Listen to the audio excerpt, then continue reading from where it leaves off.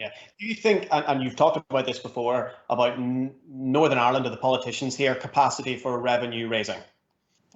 Do you think that politicians here should be taking more responsibility to raise revenue themselves? Yeah, I think so, and I think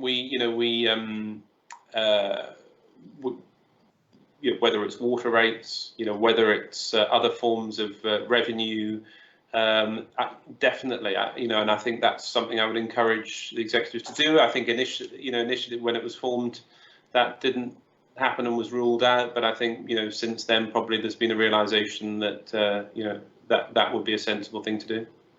The final thing I want to ask Julian before we go to the four who are ready to ask you a question in the call, and then we'll finish up after that, is standing where we are now, looking back on the last number of months, are you disappointed in the way that political parties in Northern Ireland have worked, or at times not worked together? There was a moment a couple of weeks ago in terms of agreeing restrictions where a number of commentators were saying under normal circumstances, i.e. no pandemic, the executive might have collapsed at that moment. If you, looking from afar, and I know you're aware you don't want to judge and it's a difficult circumstance, are you disappointed with how things have progressed over the last number of months?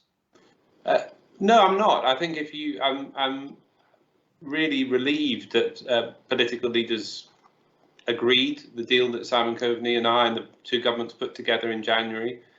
In the context of both the long term, but now this something none of us predicted then, this crisis in the last few months. And I think Arlene Foster, Michelle O'Neill, and the executive have done Robin Swan as Health Secretary, Nicola, Naomi, the whole team have done a fantastic job of piloting Northern Ireland through a very, very difficult period. Now, that's not to say there haven't been, certainly in the latter months, some very difficult issues. It's not to say that there aren't many aspects that the governments and also the parties need to implement from the new decade, new approach, and need to get on with that.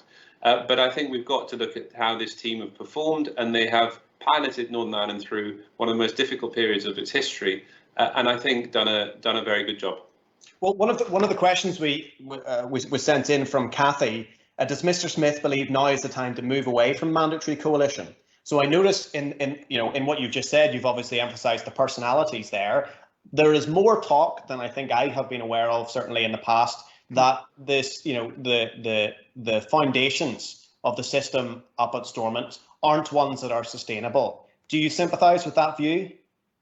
Well, I think that, first of all, the last few months will have been extremely tiring and stressful for that group of people. So the things that we put in that new decade, new approach to build trust and confidence, party leader meetings, off-sites, reform programs, etc., maybe haven't been able to take place to the degree that we'd hoped for.